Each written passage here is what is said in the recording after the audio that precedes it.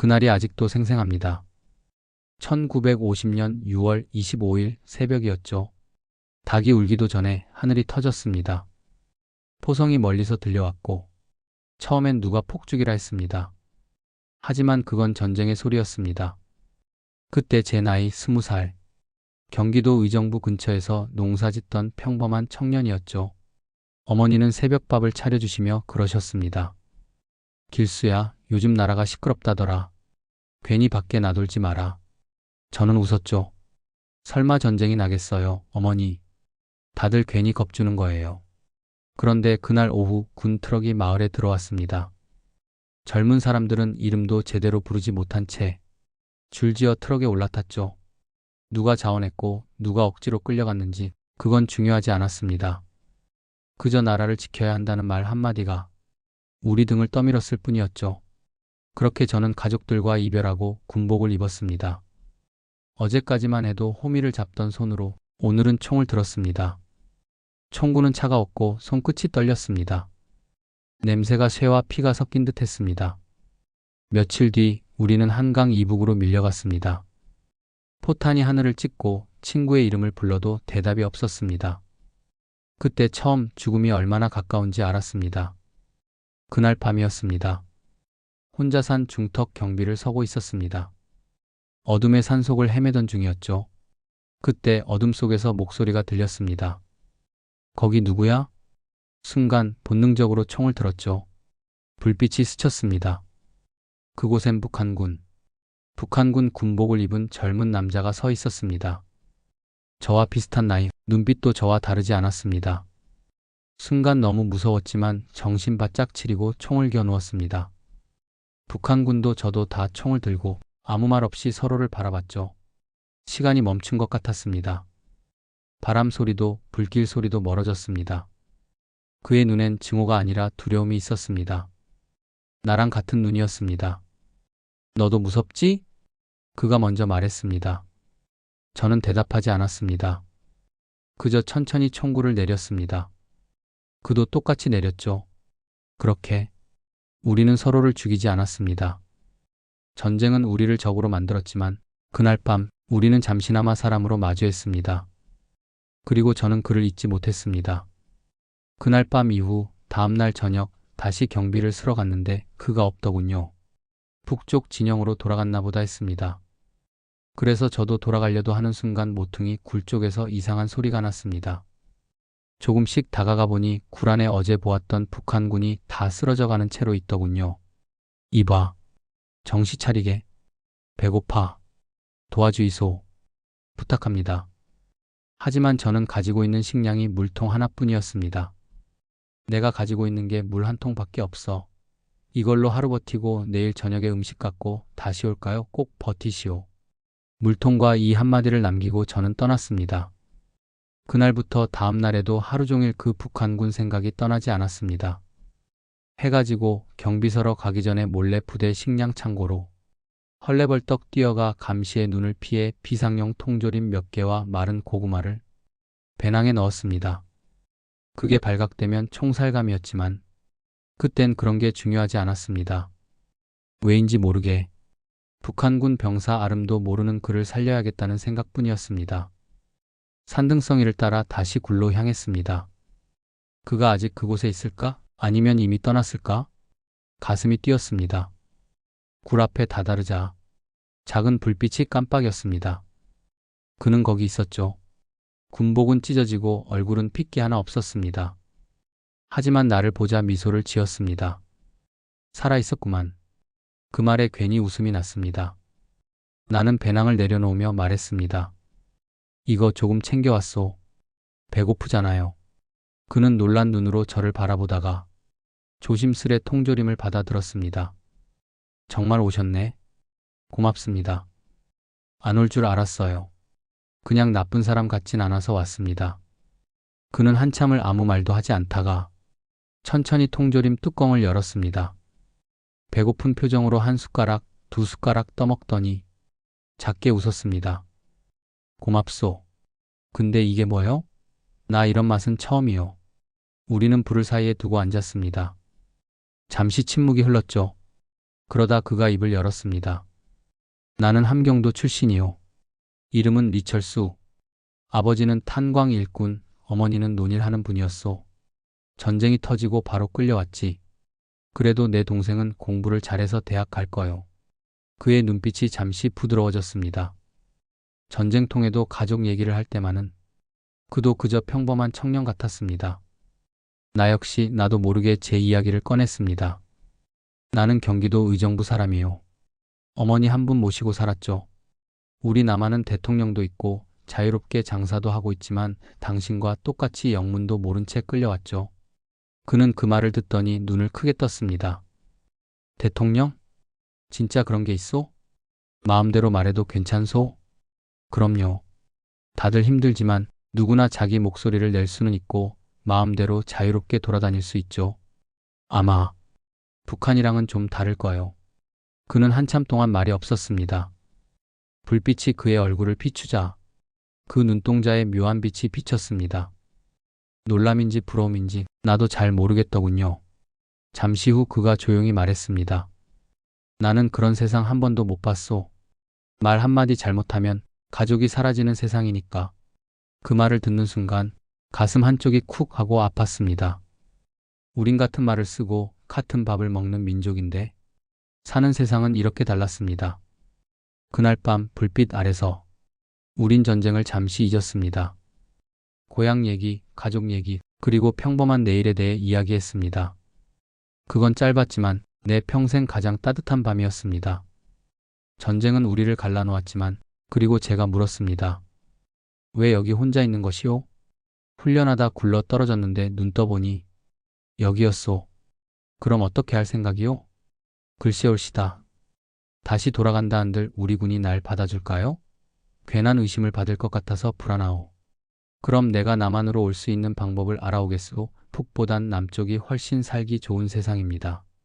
그러자 그의 눈빛이 마구 흔들리는 걸 알 수 있었습니다. 생각해보겠소. 북한군의 이 한마디에 그때 처음 알았습니다. 사람의 마음은 국경으로 막을 수 없다는 걸요. 시간이 되자 나는 부대 복귀했습니다. 근데 사람들 얼굴은 창백했고 말은 없었고 다들 소리를 지르며 분주했다. 지휘관의 명령은 짧았다. 진격 준비. 목표는 북쪽 마을. 그 말 한마디에 우리 군은 다시 움직였다. 차가운 아침 공기 속에서 군화는 진흙을 밟았고 포연이 먼지와 섞여 코를 찔렀다. 뒤에서 누군가 우는 소리가 났지만 그 소리는 금세 포성에 삼켜졌다. 전투는 생각할 틈을 주지 않았다. 명령이 떨어지면 바로 총을 들고 앞으로 나아가야 했다. 심장은 쉴 새 없이 뛰었고 머릿속에는 딱 한 가지 생각만 남아 있었다. 살아남아야 한다. 그냥 살아야 한다. 북한군 리철수는 생각이 나지 않았다.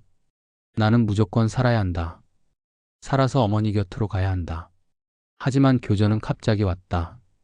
나무 뒤에서 기관총이 일제히 불을 뿜었고 동료 하나가 옆에서 쓰러졌다. 피가 땅에 퍼지는 소리가 들렸다. 입안이 텁텁해졌다.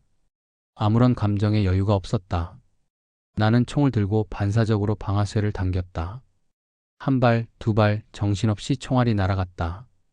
조준이랄 것도 없었다. 그저 포성에서 멀어지길 바라는 몸짓이었다.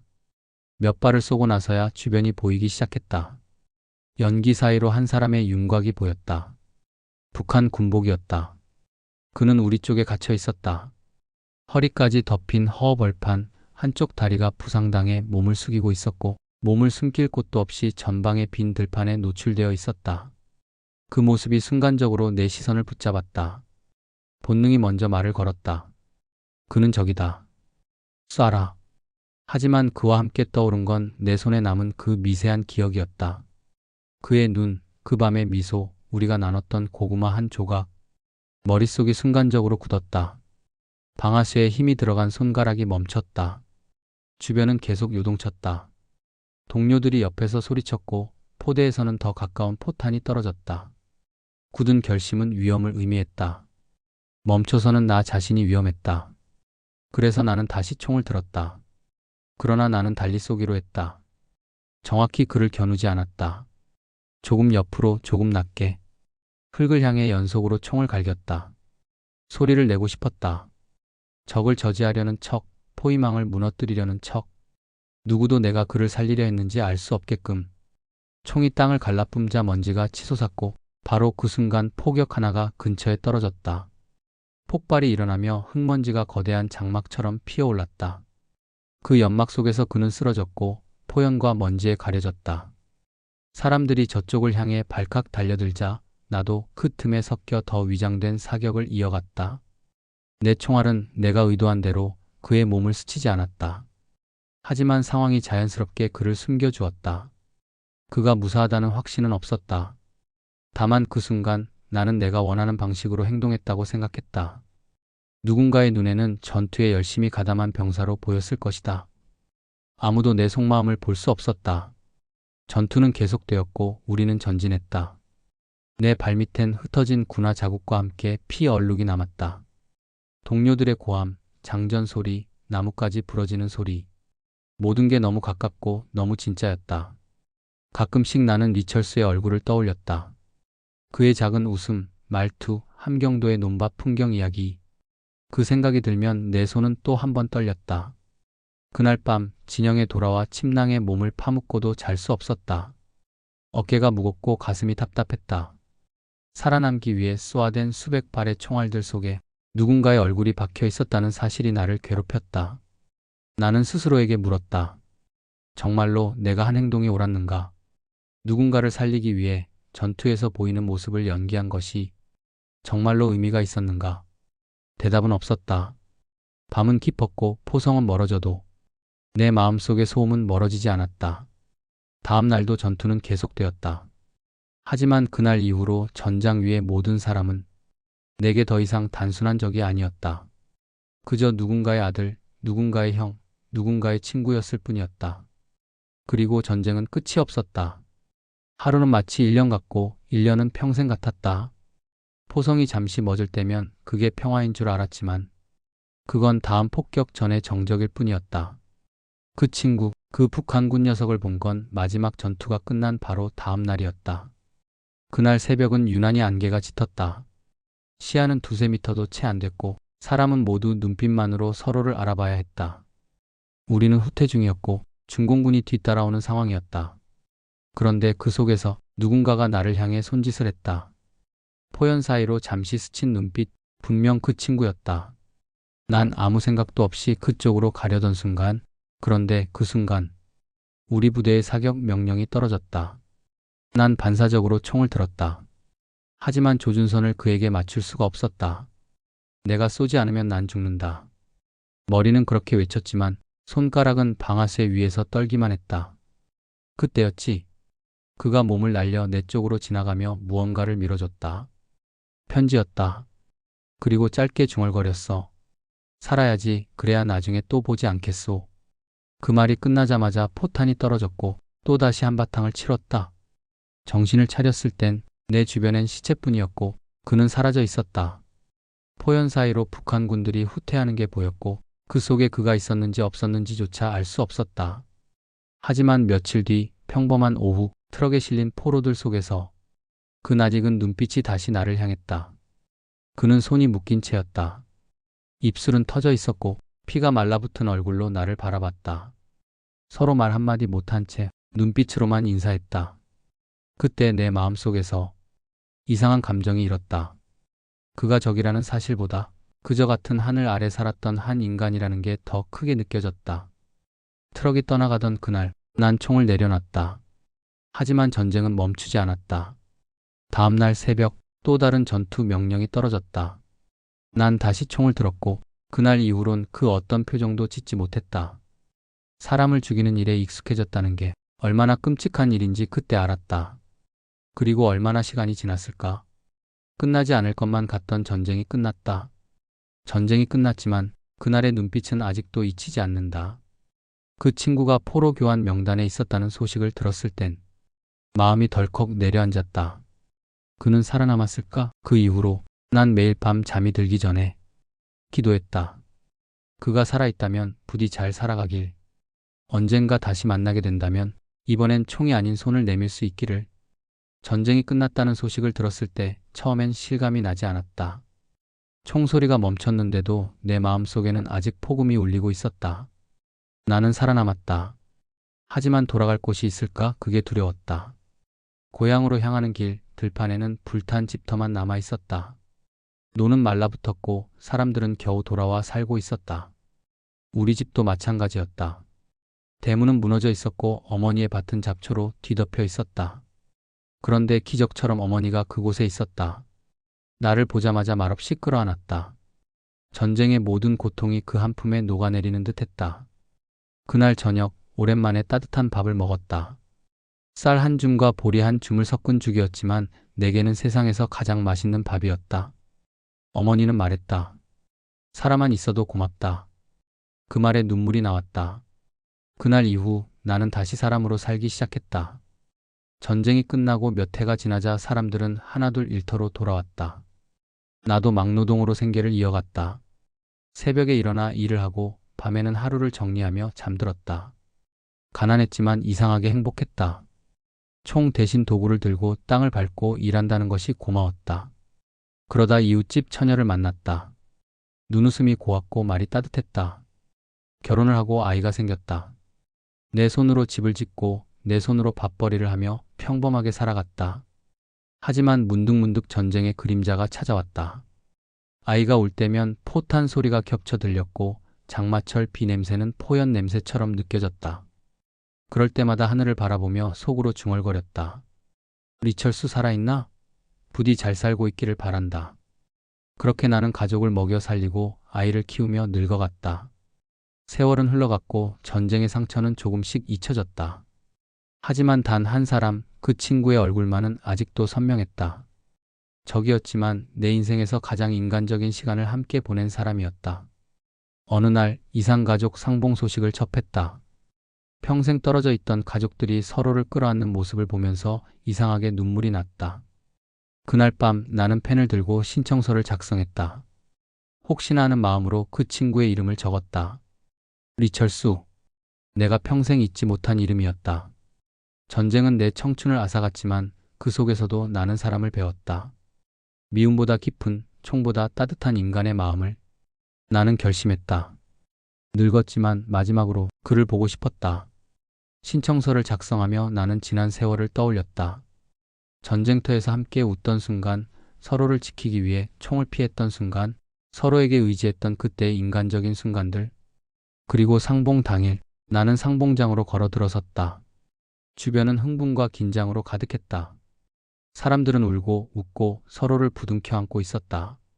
그러나 내 시선은 단 한 곳에 있었다. 리철수 왔을까? 걸음을 옮길수록 마음이 뛰었다. 손은 떨렸고 가슴은 답답했다. 그 긴 세월 동안 나는 살아남기 위해 강해졌지만 그 사람 앞에서는 한없이 약해졌다. 상봉장 한가운데 사람들 사이로 누군가가 걸어오는 모습이 보였다. 등급은 노인이었지만 움직임 하나하나가 익숙했다. 눈빛이 나를 향했다. 순간 전쟁터가 떠올랐다. 포연, 흙먼지, 함성, 숨죽인 밤, 총알 사이로 나를 스치던 그의 손. 그리고 우리는 서로를 알아봤다. 한참을 멈춰 서서 말없이 서로를 바라봤다. 눈빛만으로 모든 것이 통했다. 수십 년 동안 잊지 못한 그 사람임을, 살아있음을, 그리고 그 시간 속 우리의 우정을. 주변 사람들은 몰랐을 것이다. 우리는 적이었지만 친구였고 서로를 지키며 살아남은 전우였다는 사실을. 그는 천천히 손을 들었다. 나는 본능적으로 손을 내밀었다. 그리고 마침내 오래전 전쟁 속에서 느꼈던 그 인간적인 온기를 지금 현실에서 느낄 수 있었다. 서로의 손을 잡고서 우리는 침묵 속에서 웃었다. 그 웃음에는 후회도, 그리움도, 눈물도 모든 것이 담겨 있었다. 나는 말했다.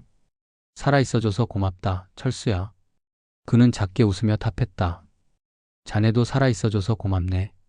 그날 우리는 비로소 전쟁이 남긴 상처를 잠시 내려놓을 수 있었다. 그리고 오래도록 마음속에서 간직해온 우정이 다시 살아있음을 확인했다. 그는 먼저 자신의 가족 이야기를 꺼냈다. 아내와 아이들, 손주들의 소식, 전쟁 후 살아남기 위해 얼마나 애썼는지. 나는 조용히 고개를 끄덕이며 그의 말을 들었다. 나도 내 가족 이야기를 했다. 결혼과 아이들, 손주들, 가끔은 내가 얼마나 그를 떠올렸는지까지. 우리는 오래전 전쟁터에서 서로를 지켜주던 순간을 떠올렸다. 총알 속에서 서로를 비껴주던 그날, 위험 속에서 나를 향한 그의 미소와 손길이 아직도 생생했다. 잠깐의 정적이 흘렀다. 주변 사람들은 울고 웃으며 재회의 기쁨을 누렸지만 우리는 서로를 바라보며 웃었다. 웃음 속에는 후회와 그리움, 슬픔과 안도의 감정이 뒤섞여 있었다. 우리는 함께 오래 걷진 못했다. 각자의 가족과 손주들이 기다리고 있었기 때문이다. 그는 나를 꼭 껴안았다. 나는 그 품에서 잠시 전쟁의 모든 고통이 사라지는 느낌을 받았다. 우리는 마지막으로 서로의 눈을 바라보았다. 그 눈빛에는 다시 못 볼 것을 알면서도 서로의 존재만으로 위로를 받는 따뜻함이 담겨 있었다. 그는 작게 말했다. 다시는 이런 전쟁 같은 일 없기를. 자네도 잘 살아야 하네.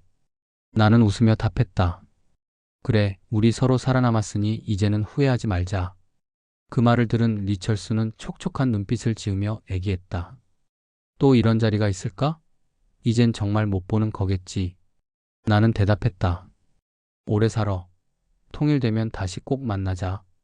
말이 끝나기도 전에 우리 둘 다 허허 웃었다. 그 말을 마지막으로 그렇게 우리는 손을 놓았다. 각자의 길로 돌아가야 했지만 마음속에서는 영원히 이어진 우정이 있었다. 집으로 돌아가는 길, 나는 속으로 되뇌었다. 철수야, 살아있어줘서 고맙다. 그리고 우리 우정도 살아있어줘서 고맙다. 나는 알았다. 전쟁은 끝났고 우리는 비록 다시 만날 수 없을지도 모르지만 그 순간 느낀 인간적인 온기와 우정은 영원히 내 마음속에 남을 것이라는 것을. 그렇게 우리는 다시 평범한 삶으로 돌아갔고 마음속 깊은 곳에는 전쟁보다 강한 살아남은 우정이 자리 잡았다.